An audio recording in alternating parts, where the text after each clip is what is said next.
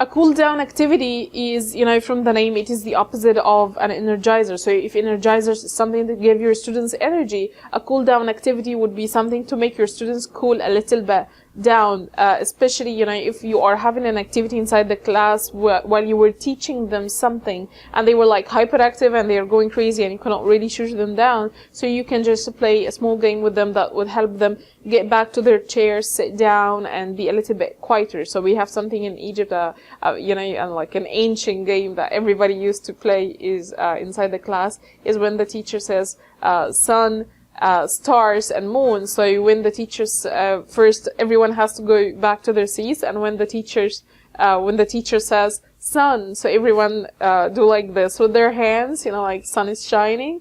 And when the teacher says stars, we just do like this, snap our fingers. And when the teacher says moon, everybody pretends that they are asleep. Of course, it is nice because, it's to trick the students into getting them back to their chair, sitting quietly without speaking or doing anything.